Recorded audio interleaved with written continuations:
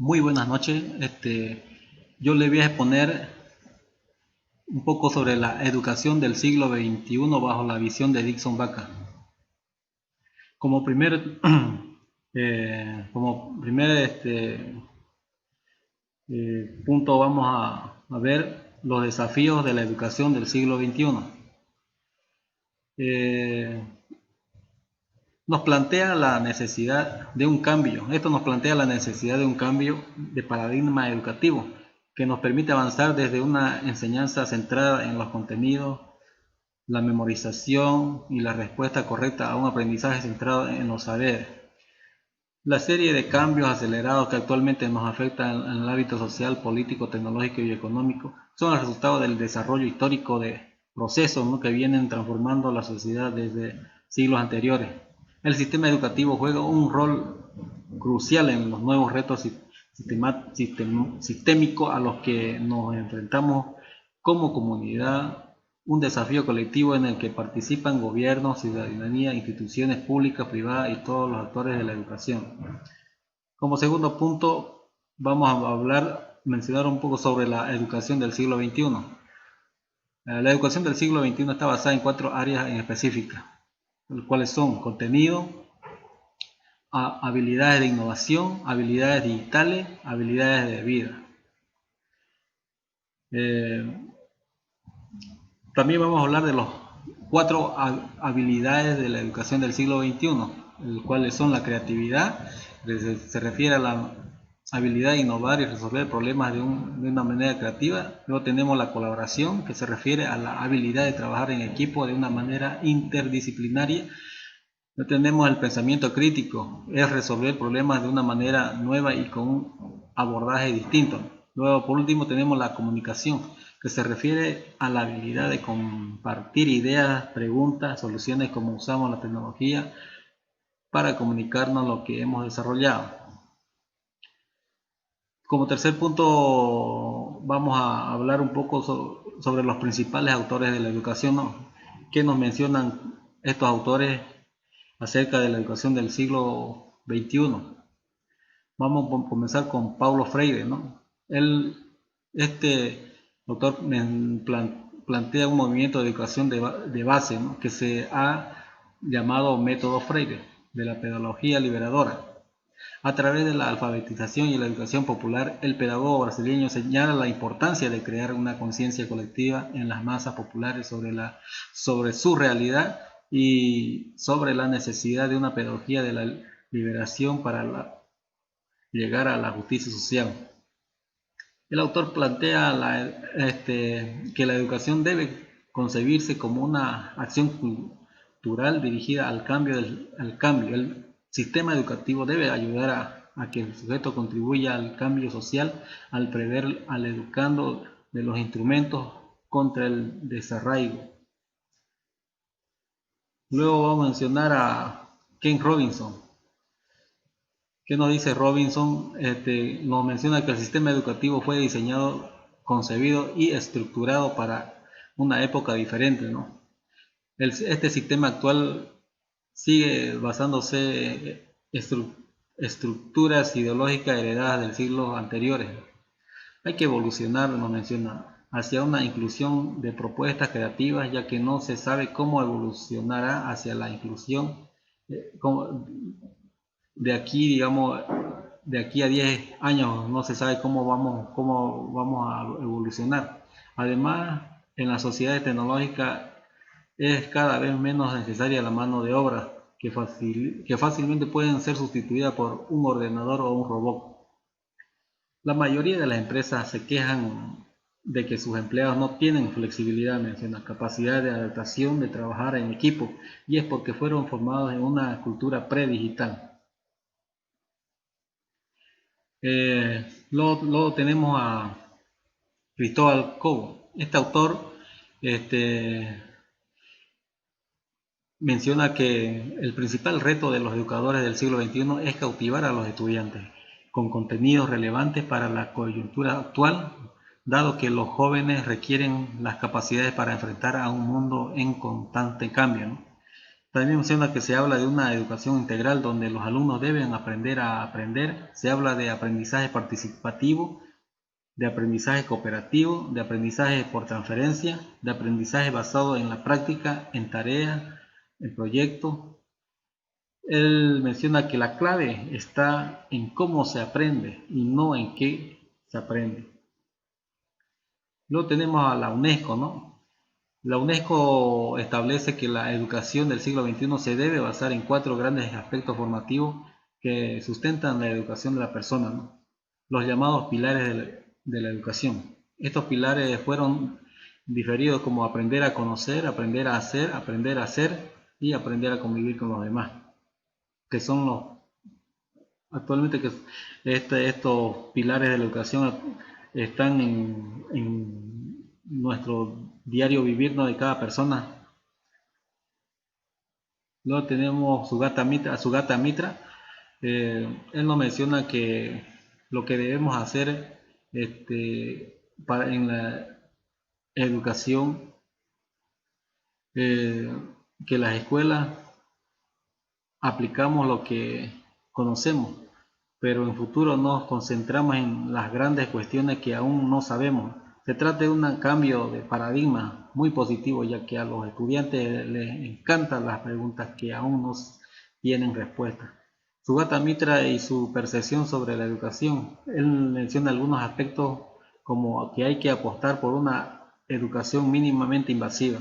El trabajo en grupo es más eficaz. Las tecnologías educativas son esenciales.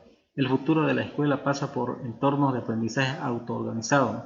Las escuelas, tal como las conocemos, están obsoletas, menciona, y hay que rediseñar la educación. Bueno, como cuarto punto, mencionamos las claves de la educación del siglo XXI. En este punto voy a hacer énfasis a lo que es mi criterio personal, ¿no?, sobre la educación del siglo XXI, en el cual se destaca que no se educa caminando de espaldas a la historia y que la innovación exige ver realmente cuáles son las necesidades, los retos y desafíos que se deben cumplir. Para esto me voy a referir a la educación del siglo XXI mediante autopreguntas, ¿no? Principalmente vamos a hacer un tipo de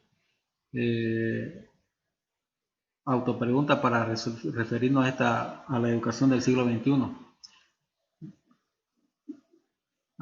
Entre las principales vamos a mencionar que por qué es importante reflexionar sobre la educación en estos tiempos. La educación siempre ha representado el paso de una mejor forma de vivir, desde el hombre de las cavernas que enseñaba a sus hijos en familia la estrategia de cazar o pescar, hasta ahora el Internet como una nueva infraestructura de comunicación y acercamiento de los pueblos. ¿Qué rol juega el docente en la transformación de la educación?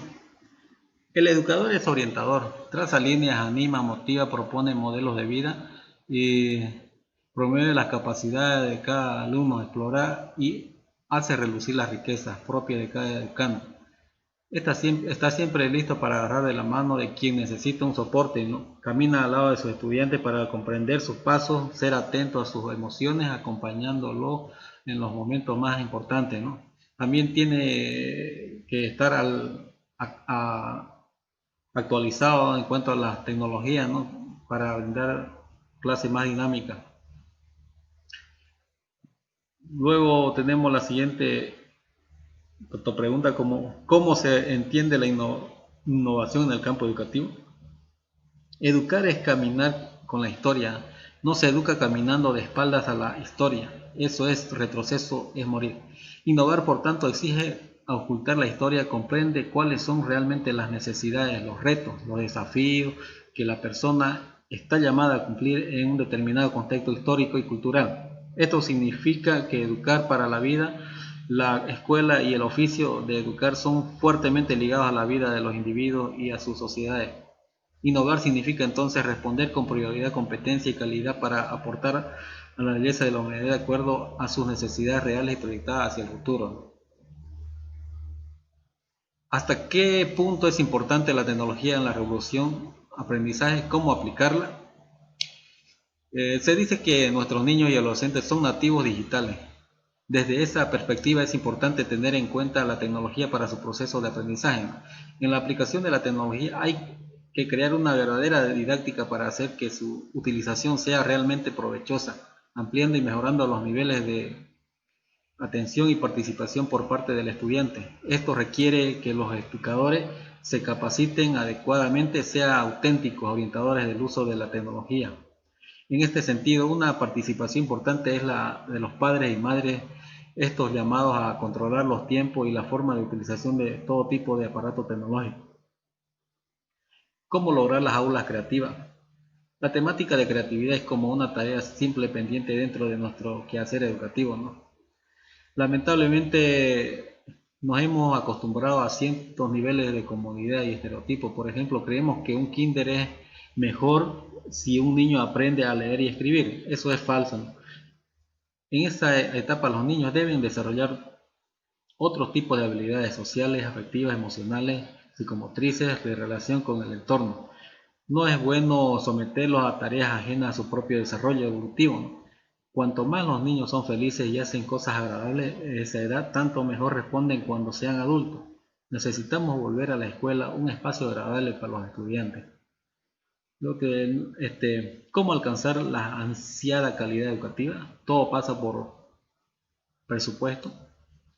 Ciertamente, ¿no? El presupuesto es un punto importante porque la educación necesita de equipamiento adecuado, herramientas oportunas y sobre todo maestros mejor preparados con clara vocación de educadores. Por ejemplo, países como Finlandia, que solo un par de décadas atrás estaba más o menos como nosotros, ¿no?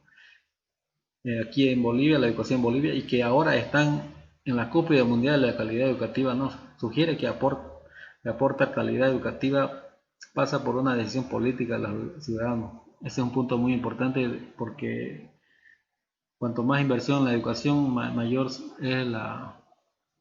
eh, mayor es la calidad de los estudiantes, ¿no?